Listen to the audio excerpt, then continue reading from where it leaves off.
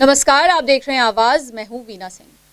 Corona virus की वजह से एक तरफ जहां देश भर में ऑक्सीजन की कमी को लेकर हाहाकार मचा हुआ है, वहीं दूसरी ओर अंबिकापुर मेडिकल कॉलेज अस्पताल में एक और लिक्विड ऑक्सीजन प्लांट लगाने की तैयारी की जा रही है, जिसका कार्य तेजी से चल रहा है। प्रदेश के स्वास्थ्य मंत्री टीएस सिंहदेव की पहल पर संभाग के सबसे बड़े मेडिकल कॉलेज अस्पताल अंबिकापुर में लिक्विड ऑक्सीजन प्लांट लगाने की तैयारी की जा रही है। स्वास्थ्य मंत्री की पहल पर ही मेडिकल कॉलेज अस्पताल के एक ब्लॉक में पहले ही एक ऑक्सीजन प्लांट लगाया गया है, जिससे अस्पताल में भर्ती सभी मरीजों को नियमित ऑक्सीजन भी मिल रहा है। वहीं अस्पताल के दूसरे ब्लॉक में अब लिक्विड ऑक्सीजन प्लांट लग जाने से मरीजों के लिए और भी सुविधा बढ़ जाएगी। साथ ही संभाग के 5 जिलों सहित पड़ोसी राज्य से आने वाले मरीजों को काफी सुविधाएं मिलेंगी। मेडिकल कॉलेज अस्पताल में लिक्विड ऑक्सीजन प्लांट लगाने के लिए राज्य सरकार से अनुमति भी मिल चुकी है, जिसका काम जल्द शुरू किया जाएगा। अस्पताल अधीक्षक डॉक्टर लखन राम ने बताया कि प्लांट लगाने के लिए एक नोडल अधिकारी नियुक्त कर उनके नाम से रजिस्ट्रेशन करा के लाइसेंस लेने के ऑनलाइन के माध्यम से दस्तावेज जमा करना पड़ता है। अभी ये प्रक्रिया करनी बाकी है। वहीं इस प्रक्रिया के पूरे होने के बाद आईडी पासवर्ड जनरेट होगा, तब जाकर प्लांट के लिए लाइसेंस उपलब्ध हो सकेगा। इसके अलावा अस्पताल में एक और लिक्विड ऑक्सीजन प्लांट स्थापित होगा। वहीं इस प्रक्रिया को शीघ्र पूरा करने के लिए स्वास्थ्य मंत्री टीएस सिंहदेव ने अस्पताल प्रबंधन को निर्देशित किया है, ताकि अस्पताल में लगातार बढ़ रहे मरीजों को किसी प्रकार की परेशानियों से न गुजरना पड़े। शासन की तरफ से हमें अनुमति मिल चुकी है। आप यथाशीघ्र उसका एक नोडल ऑफिसर नियुक्त करें और उसको उस नोडल के नाम से रजिस्ट्रेशन, हमको एक लाइसेंस लेना पड़ेगा, जिसके लिए हम लोग ऑनलाइन अप्लाई करना होता है, जिसके लिए कुछ दस्तावेज कागजात की ज़रूरत पड़ती है, लैंड रिकॉर्ड, लेआउट प्लान, वो सब चीज़ों का, तो वो अपलोड करना बाकी है। बाकी हम लोग उसके बाद ही उसमें आईडी पासवर्ड जनरेट होगा। आईडी पासवर्ड जनरेट होने के बाद वो हमको लाइसेंस जारी करेंगे। उस लाइसेंस के बाद शासन स्तर पे फिर वो उसकी अनुमति मिल जाएगी। आप यहाँ पर लिक्विड गैस का वो स्थापित कर सकते हैं। और उसका बहुत यथाशीघ्र करने का हमारे जो माननीय स्वास्थ्य मंत्री जी हैं, उनका निर्देश भी यथाशीघ्र करें, ताकि हमारा एक ब्लॉक में ऑक्सीजन जनरेटर प्लांट तो है और कुछ ऑक्सीजन सिलेंडर के माध्यम के सपोर्ट से हम लोग कर पा रहे हैं, लेकिन उसी तरफ दूसरे तरफ जो हमारा वहाँ भी लगभग हमारे 250 बेड हो जाते हैं। जैसे एमसीएच बिल्डिंग का 100 बेड और अभी जो नया नकीपुरिया बन रहा है उसमें 100 बेड, तो ऐसा मिला के 200-500 बेड हमको वहाँ होगा। उस समय हमको वहाँ पे पूरा ऑक्सीजन की आवश्यकता होगी और उसी को उसकी उपयोगिता और उसकी आवश्यकता को देखते हुए हम लोग वहाँ पर उसके लिए यथाशीघ्र ऑक्सीजन, लिक्विड ऑक्सीजन प्लांट, क्योंकि एक नया कंसेप्ट है लिक्विड ऑक्सीजन का, और वो उसमें भी यही है कि लगातार बिना रुकावट के उसमें ऑक्सीजन बिना अवरुद्ध के उसको दे पा।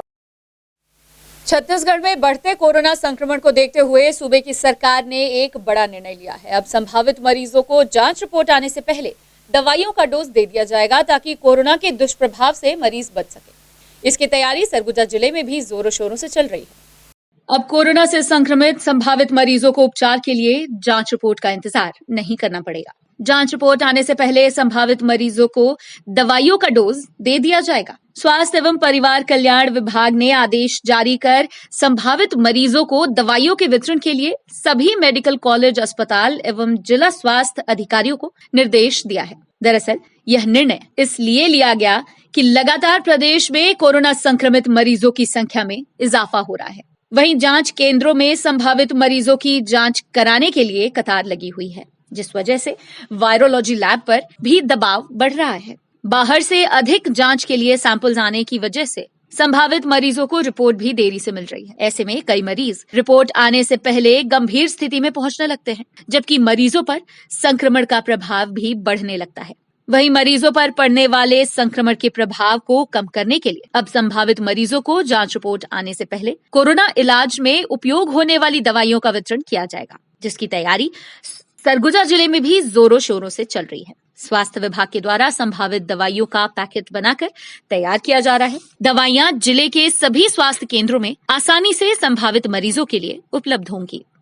ये आज का जो गाइडलाइन है वो बहुत इम्पॉर्टेंट है। हम कई दिनों से प्रयासरत थे। माननीय स्वास्थ्य मंत्री श्री टीएस सिंहदेव जी की अध्यक्षता में जो एक विशेषज्ञ समिति है रायपुर में, उनके द्वारा ये डिसाइड किया गया है कि जो भी कोरोना से संभावित लक्षण से पीड़ित हैं, मैं फिर से रिपीट करता हूँ, संभावित लक्षण से, और वो लोग अपना टेस्ट के लिए देते हैं, लेकिन टेस्ट का रिपोर्ट्स आने में काफ़ी वक्त लग जाता है, 2 दिन या 3 दिन का वेटिंग पीरियड होता है, तब तक वो संक्रमण की स्थिति उनकी कई गुना बढ़ जाती है।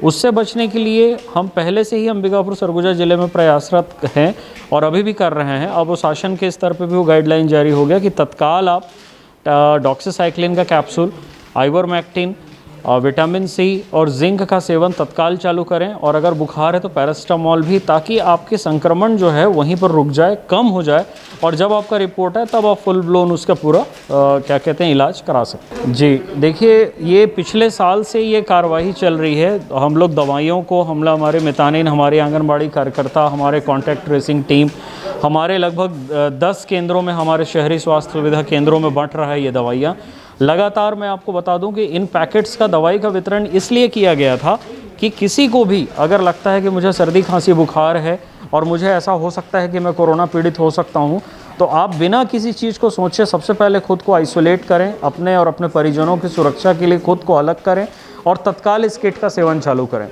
इस किट में वो सारी दवाइयाँ उपलब्ध हैं जो कोरोना के ट्रीटमेंट में भी दी जाती हैं। इन दवाइयों को लेने से कोई साइड इफ़ेक्ट नहीं है और इस दवाइयों को लेने से आप खुद को, अपने परिवारजनों को और अपने आसपास के लोगों को सुरक्षित कर सकते हैं। कोरोना से स्वास्थ्यकर्मी लगातार लड़ाई लड़ते हुए दिन रात एक कर मरीजों को सेवा देने में लगे हुए हैं, जबकि पुलिस के जवान भी तपती धूप में लॉकडाउन का पालन कराने के लिए अपनी सेवा दे रहे हैं। इन सबके बीच अंबिकापुर शहर में कुछ समाज सेवी पुलिसकर्मियों को राहत पहुंचाने का कार्य भी कर रहे हैं। कोरोना की दूसरी लहर का इस कदर असर देखने को मिल रहा है कि देश में हाहाकार मचा हुआ है। स्वास्थ्यकर्मी निरंतर कोरोना से लड़ाई लड़ रहे हैं, दिन रात एक कर अस्पतालों में अपनी सेवा दे रहे हैं। इधर पुलिसकर्मी भी अपनी जान जोखिम में डालकर नागरिकों की सेवा में लगे हुए हैं। सरगुजा जिले में बढ़ते कोरोना संक्रमण को देखते हुए लॉकडाउन लगा दिया गया है। हर कोई अपने घरों में कैद है। तालाबंदी का कड़ाई से पालन हो सके, ऐसे में पुलिस के जवान तपती धूप में भी अंबिकापुर शहर की सड़कों पर नजर आते हैं ताकि लोग शहर में महफूज रह सके। इधर तालाबंदी की वजह से सभी प्रतिष्ठान भी बंद हैं। ऐसे में ड्यूटी पर तैनात कुछ पुलिसकर्मियों को 2 बूंद पानी तक नसीब नहीं होता है। पुलिसकर्मियों की इस समस्या को देखते हुए कुछ समाज सेवी उन्हें राहत पहुंचाने में जुटे हुए हैं। कोविड प्रोटोकॉल का पालन करते हुए समाज सेवी संस्थाओं के द्वारा खाद्य सामग्री सहित गर्मी से बचाव के लिए पुलिसकर्मियों को छाछ और पानी का वितरण किया जा रहा है, ताकि अपनी जान जोखिम में डालकर लोगों की सेवा में जुटे पुलिसकर्मियों को भी राहत मिल सके। समाज सेवियों के इस नेक कार्य से पुलिस के जवानों ने उनका शुक्रिया अदा किया है। बहरहाल पुलिसकर्मी कोरोना काल के इस दौर में आपकी सुरक्षा के लिए घरों के बाहर हैं। आप भी इन पुलिसकर्मियों के लिए अपने घरों में रहकर सहयोग करें और कोरोना के दुष्प्रभाव से बचकर स्वास्थ्य कर्मियों का भी बोझ हल्का करें। देश में जितना ज़्यादा से ज़्यादा हम सुरक्षा कर्मियों का सहयोग कर सकेंगे, वो हमें उतना ही सुरक्षा प्रदान करेंगे। और सभी जगह इन लोग की और अच्छा से देख रेख, सभी को मास्क बांटना करना, इन लोगों को भी, और हम लोगों से भी ज़्यादा ही आवश्यकता इन लोगों को जो है। ये लॉकडाउन के दूसरे दिन से 14 तारीख से हम लोग लगे हुए हैं। हाँ, 24 घंटे देखते हैं। दिन भर धूप में जो है पुलिस वाले बैठे रहते हैं। यहाँ पर पानी और कोई चीज़ का व्यवस्था नहीं रहता है, तो लोग देखते हैं कि इनको कुछ जो है लस्सी उस्सी चाहे मट्ठा उट्ठा कुछ इनको जो है पानी उनी दें, और ऐसे समय में ला के देते हैं। यहाँ पर कोई व्यवस्था भी नहीं, सभी दुकान बंद रहता है और बीच बीच में ला के देते हैं, तो अच्छी बात है। बीच बीच में आते हैं। हम लोगों का जो है 13 अप्रैल से 23 अप्रैल तक लॉकडाउन की ड्यूटी लगा हुआ है, और यहाँ लगातार हम लोग 24 घंटा अल्टरनेट जो है पारी पारी यहाँ ड्यूटी कर रहे हैं। और लोग जो है मानते नहीं हैं, अनाज से घूमते आते जाते रहते हैं, और बहुत से जो है रोकते टोकते हैं, पूछते हैं, बोलते हैं कि अस्पताल से आ रहे हैं, मेरा बाप बीमार हैं, तो परेशानी है, तो हम ड्यूटी जा रहे हैं। तो किसको जो है मना करें, सब जो है आ रहे हैं जा रहे हैं, बाकी सब ठीक है। खबरों का सिलसिला जारी रहेगा। लौटते एक छोटे से ब्रेक के बाद।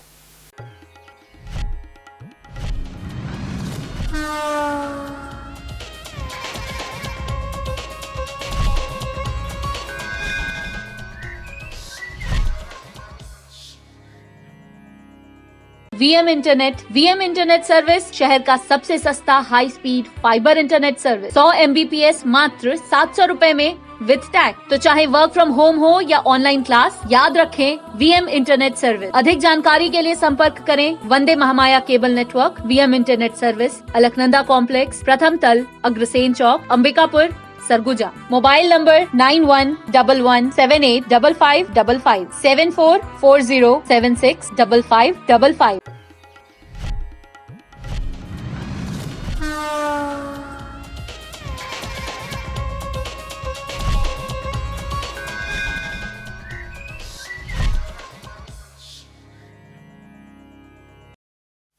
ब्रेक के बाद आपका स्वागत है।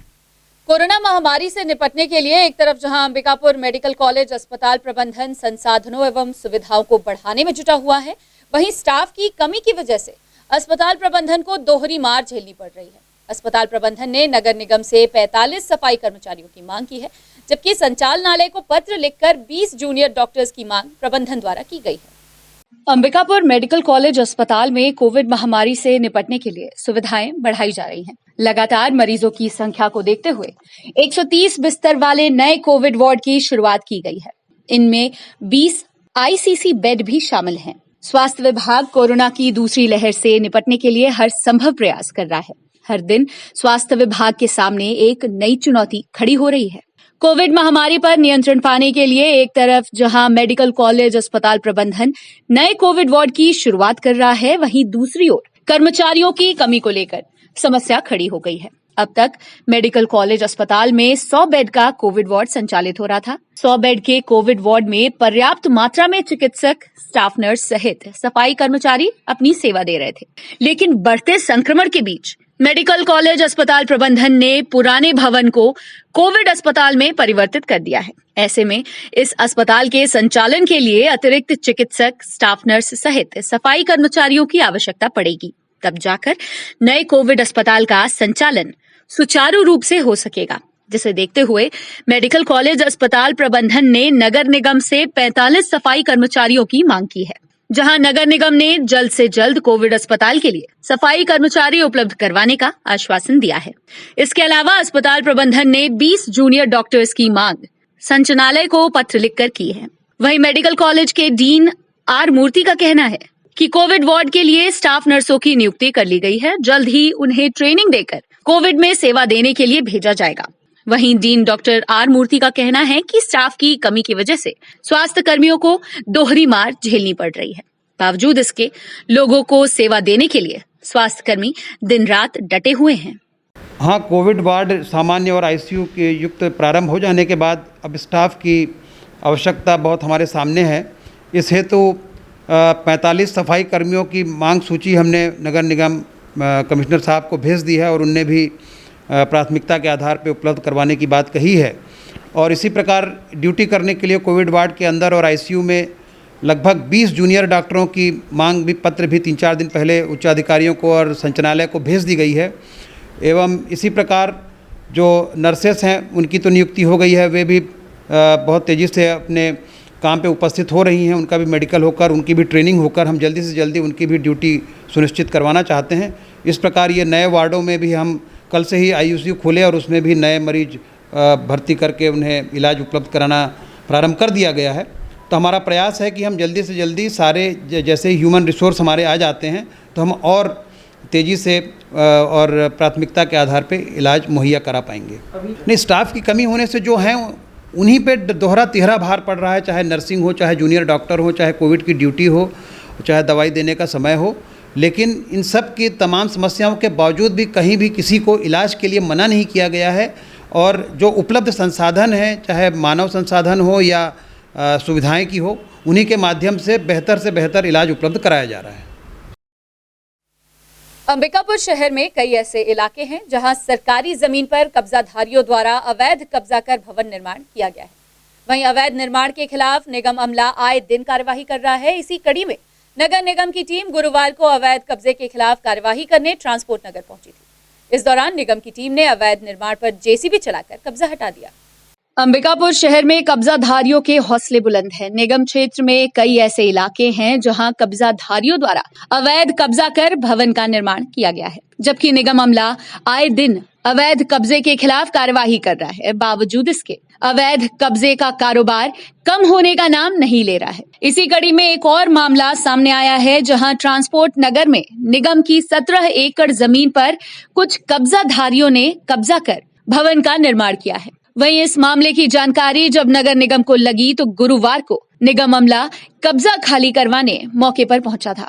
इस दौरान नगर निगम ने कई घरों पर जेसीबी चलाकर कब्जा हटा दिया। गौरतलब है कि नगर निगम ने कब्जाधारियों को नोटिस थमाकर कब्जा खाली करने निर्देशित किया था। बावजूद इसके कब्जाधारी कब्जा खाली नहीं किए। निगम उड़नदस्ता प्रभारी रविंद्र लाल ने कहा कि शासकीय जमीन एवं नगर निगम को अलॉट हुई जमीन की जांच कराई जा रही है। वहीं शासकीय जमीन पर काबिज लोगों से आने वाले दिनों में भी कब्जा खाली करवाया जाएगा। ट्रांसपोर्ट नगर में अवैध कब्जा की जानकारी प्राप्त हुआ। जो नगर निगम को 17 एकड़ जो ज़मीन अलॉट हुआ है उस पर कुछ लोग अवैध कब्जा किए हैं, तो उसी को चिन्हांकित किया और जो अवैध कब्जा कर रहे थे अभी उसको हटाए हैं। वो अभी जांच करा रहे हैं। कुछ शासकीय ज़मीन है और कुछ नगर निगम के जो ज़मीन अलॉट हुए थे उस ज़मीन पर कब्जा को हटाए हैं। शासकीय ज़मीन पर भी जांच की कार्रवाई करके और आगे कार्रवाई करेंगे। उसमें आज एक अतिक्रमण जो किया गया था हमारी ज़मीन पर जो कब्जा किया जा रहा था उसको एक घर को हटाया। आज लोगों को समझा रहे हैं कि लॉकडाउन के अवधि में अंदर घर के अंदर रहें, वो अवैध कब्जा न करें। ये सब जुर्म है और गलत है। ये समझा रहे हैं लोगों को कि अवैध कब्जा न करें। शासकीय भूमि पर योजनाएं प्रस्तावित हैं, उस पर काम होना है, उस पर कब्जा कर रहे हैं। आवाज से खास बातचीत करते हुए अंबिकापुर मेडिकल कॉलेज के चिकित्सक अर्पण सिंह ने रेमडेसिविर वैक्सीन के संबंध में जानकारी देते हुए बताया कि यदि कोरोना से संक्रमित किसी भी मरीज को 7 दिनों के भीतर ये वैक्सीन लगाई जाती है तो ये मरीज के लिए काफी असरदार साबित होती है। वहीं उन्होंने लोगों से अपील की है कि समय रहते ही लोग जांच कराकर चिकित्सकों की निगरानी में उपचार शुरू कर लें।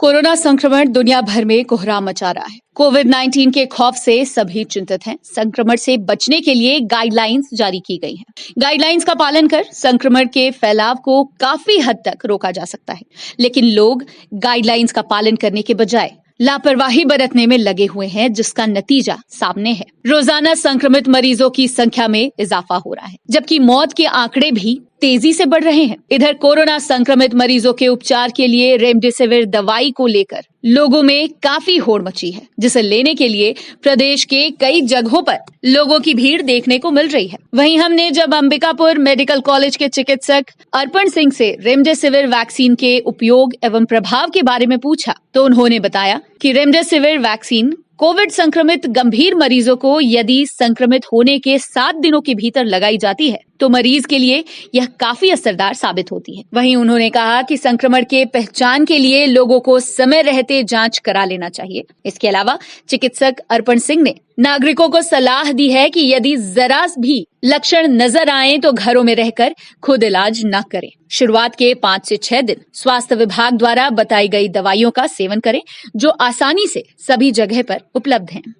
रेमडेसिविर इंजेक्शन का जो हवा इस देश में बना दिया है, आज के डेट में किसी को खांसी होती है, पहले के ज़माने में हम दवाई के पास दुकानदारों के पास जाकर कफ सिरप मांगते थे, खांसी की गोली मांगते थे। वैसे ही रेमडेसिविर इंजेक्शन को जो हवा बना दिया गया है, आज के डेट में किसी को खांसी आ रही है तो हर दुकान में भटक कर रेमडेसिविर चिल्ला रहा है। मैंने एक वीडियो भी पोस्ट किया था जिसमें मानसिक संतुलन बना के रखने के लिए लिखा था। लोग घबरा ज़्यादा रहे हैं। रेमडेसिविर का यूज़ सिर्फ और सिर्फ 7 दिनों के अंदर ही सही है, इसलिए लोगों को जल्द से जल्द टेस्ट कराने के लिए प्रोत्साहन देना है। अगर माइल्ड लक्षण भी है तो खुद से डॉक्टर ना बने, खुद से इलाज ना करें।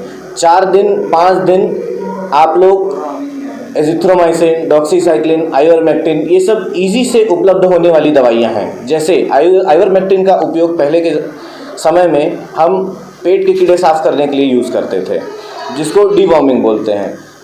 उन दवाइयों का मार्केट में इजीली अवेलेबिलिटी के कारण लोग दुरुपयोग कर रहे हैं, ना कि सदुपयोग। तो क्या होता है, मास्क हो जा रहा है कोविड। आप पहले दिन लक्षण आ रहा है, आप 5 दिन तक दवाई खुद से खा रहे हो, तब तक कोरोना बढ़ जा रहा है। फिर लोगों ने बता दिया आपको कि आप सीटी स्कैन करा लो, आप सीटी स्कैन भी करा ले रहे हो। इन चीज़ों में हमें 3 चीज़ों की दिक्कतें आ रही हैं। प्राइवेट क्लिनिक में जो डॉक्टर्स बैठ रहे हैं, यहाँ के नहीं, जिला के बाहर के। आज के डेट में सरगुजा संभाग में सरगुजा सबसे बड़ा जिला है हेल्थ सेक्टर के बारे में बात करें तो। बाकी जगह पे लोग टेस्ट जरूर मतलब बीमार जरूर पड़ रहे हैं, डॉक्टरों के पास जरूर जा रहे हैं। वहाँ के इलाज के तौर में इलाज दे दिया जा रहा है, सीटी स्कैन कर लिया जा रहा है, लेकिन टेस्ट कोई नहीं कर रहा। टेस्ट होने के बाद जब पता चलता है कि अच्छा आप तो नेगेटिव थे, आपको तो सर्दी ही थी, ये डर का माहौल बना हुआ है। इस डर से बाहर निकलना है। रेमडेसिविर चिल्लाने से देश आज़ाद नहीं हो जाएगा दोबारा। बस इस हव्वे को मिटाने के लिए कलेक्टर साहब ने एक कमेटी का गठन किया और जिस दिन कमेटी का गठन हुआ उसके ठीक एक दिन पहले पता चला था कि रायपुर में वही इंजेक्शन 11,000 से लेकर 16,000 रुपये की कीमत में बिक रहा था। लेकिन ये जो सदस्यता सर ने बुला के अपने घर पे मीटिंग ली, जिसमें सबसे ऊपर कलेक्टर सर हैं, व्हाट्सएप पे भी ग्रुप बना हुआ है, उनके नीचे CMHO सर हैं, उनके नीचे डॉक्टर लखन सिंह सर हैं मॉनिटरिंग के लिए, और एज ए वॉलंटियर मुझे और डॉक्टर रोशन वर्मा सर को रखा गया है।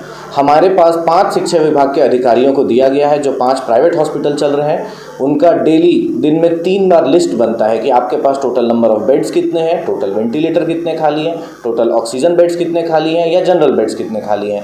ये डेली रिपोर्टिंग दिन में 3 बार हमारे पास आ रही है। और कल ही श्री आदित्येश्वर शरण सिंह देव की अगुवाई में CG NIC ने एक वेबसाइट लॉन्च की है जिसमें ये डेटा मुश्किल से 1 मिनट लगेगा, सारे हॉस्पिटल इसे अपलोड करेंगे और इसे हम जनता के लिए ओपन कर देंगे। उसे दर दर भटकना नहीं पड़ेगा, उसे VIP कॉल्स नहीं कराने पड़ेंगे। आज के डेट में कोरोना से ज़्यादा भय तो हम लोगों को नेताओं के फ़ोन का हो गया है। कोरोना से नहीं मरेंगे, उनके फ़ोन से मर जाएंगे लगता है। इसके लिए कर दो, उसके लिए कर दो। तो उसी चीज़ को हटाने के लिए अब वेबसाइट को डेवलप कर लिए हैं। अब वेबसाइट को आपको लिंक दे दिया जाएगा, आप अपने फ़ोन में क्लिक करिए, आपको हर हॉस्पिटल का करंट स्टेटस कितना बेड है हर 6-6 घंटे या 8-8 घंटे में अवेलेबल रहेगा। वक्त है एक और छोटे से ब्रेक का, जल्द लौटते हैं।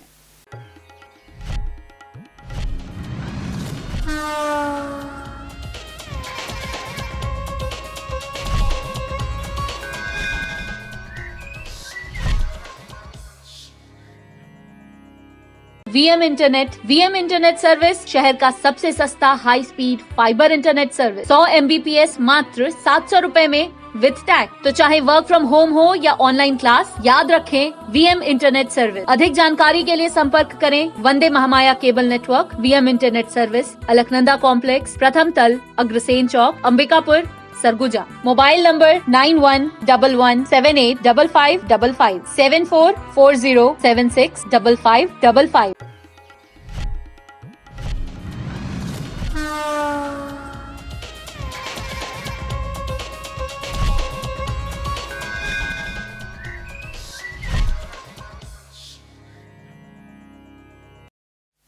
ब्रेक के बाद आपका स्वागत है। बढ़ते हैं अगली खबर की ओर।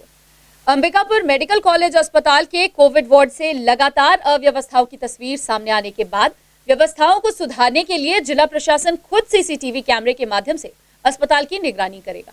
कोविड वार्ड की निगरानी के लिए डेटा सेंटर में कंट्रोल रूम की स्थापना की गई है, जबकि निगरानी दल खुद मरीजों को फोन कर व्यवस्थाओं के बारे में जानकारी लेगा। कोरोना वैश्विक महामारी के बीच अंबिकापुर के मेडिकल कॉलेज अस्पताल में कोविड संक्रमित मरीजों का उपचार चल रहा है। संभाग भर से मरीज इलाज कराने अंबिकापुर पहुंच रहे हैं। चिकित्सकों की टीम मरीजों के उपचार के लिए 24 घंटे अपनी सेवा दे रही है। बावजूद इसके अंबिकापुर मेडिकल कॉलेज अस्पताल के कोविड वार्ड से अव्यवस्थाओं की तस्वीर सामने आती रहती है। ऐसे में अस्पताल प्रबंधन को आलोचनाओं का सामना भी करना पड़ता है। ऐसा नहीं कि अस्पताल प्रबंधन द्वारा व्यवस्थाओं को दुरुस्त करने का प्रयास नहीं किया गया है। अस्पताल प्रबंधन के तमाम प्रयासों के बावजूद कोविड वार्ड की व्यवस्था नहीं सुधरी। हालिया दिनों में फिर एक तस्वीर सामने आई थी, जहां कोविड वार्ड में गंदगी का अंबार देखने को मिला था, जबकि मरीजों के लिए दूषित पानी की व्यवस्था की गई थी। वहीं इस तस्वीर के वायरल होने के बाद स्वास्थ्य मंत्री TS सिंहदेव ने इस मामले को गंभीरता से लिया और व्यवस्थाओं को दुरुस्त करने के लिए जिला प्रशासन को निर्देशित किया। स्वास्थ्य मंत्री के निर्देश के बाद जिला प्रशासन कोविड अस्पताल की व्यवस्थाओं को सुधारने के लिए हरकत में आ गया। वहीं कलेक्टर ने फैसला लिया कि अब अस्पताल की निगरानी जिला प्रशासन खुद करेगी। इधर कोविड अस्पताल की निगरानी के लिए गांधी चौक स्थित डेटा सेंटर में कंट्रोल रूम तैयार किया गया है। वहीं CCTV के माध्यम से कोविड अस्पताल को कंट्रोल रूम से जोड़ा गया है। साथ ही अस्पताल की निगरानी के लिए कलेक्टर संजीव कुमार झा ने विशेष टीम का गठन किया है। विशेष दल रोजाना हर 6 घंटे में वार्ड की सफाई, पानी एवं खाने की व्यवस्था सहित ड्यूटी पर तैनात डॉक्टरों पर भी नजर रखेगी। इसके अलावा मरीजों को समय पर दवा मिल रही है या नहीं, इस पर भी नजर रखी जाएगी। जबकि निगरानी दल खुद कोविड वार्ड में भर्ती मरीजों को फोन कर व्यवस्थाओं के बारे में जानकारी लेता रहेगा। मेडिकल कॉलेज में जो हमारा कोरोना का ट्रीटमेंट किस तरह से हो रहा है, उसके लिए एक centralise command and control system बनाया गया है, जहां से मॉनिटरिंग होती है। और इसमें अभी CMHO, कमिश्नर नगर निगम और कोरोना के जो ट्रीटमेंट के हमारे नोडल हैं डॉक्टर रोशन, डॉक्टर अर्पण, बाकी सभी लोग बैठ करके उस हमारे सिस्टम में और क्या सुधार कर सकते हैं उसकी हम लोग चर्चा कर रहे थे। और कुछ चीज़ों पर हम लोगों ने एक रणनीति बनाया है कि आने वाले समय में कैसे बेड की कैपेसिटी बढ़ाएंगे और बेहतर ट्रीटमेंट कैसे कर सकते हैं, इस पर हम लोगों ने चर्चा। जो नया वाला है उसमें अभी तैयार, वो अभी कनेक्टेड नहीं हुआ है, 1-2 दिन में कनेक्टेड हो जाएगा और उसमें अभी कुछ चीज़ें हैं जो उसको शुरुआत करके अभी हम लोग कर रहे हैं। सरगुजा जिले में रोजाना कोरोना संक्रमित मरीजों की संख्या में इजाफा हो रहा है। ऐसे में अस्पतालों में बिस्तर की कमी पड़ने लगी है और मेडिकल कॉलेज अस्पताल में मरीजों का उपचार जारी है। और सबसे बड़ी समस्या है मरीजों के साथ लगातार जो सामने आ रही थी कि अस्पताल में व्यवस्थाएं दुरुस्त नहीं रहती हैं और गंदगी का आलम रहता है। इसे ध्यान में रखते हुए, मरीजों की समस्या को ध्यान में रखते हुए सरगुजा कलेक्टर ने एक रणनीति बनाई है कि अब क्यों ना जो अस्पताल है उन पर सीधी नज़र बनाई जाए। इसके लिए एक कंट्रोल रूम बनाया गया है। आप देख सकते हैं कि यहाँ पे एक इस टीवी के माध्यम से, सीसीटीवी कैमरे के माध्यम से जो प्रशासन है वो मरीजों से लगातार संपर्क बनाए हुआ है। हमारे साथ सर मौजूद हैं। सर से हम जानते हैं कि ये आखिरकार कैसी व्यवस्था है।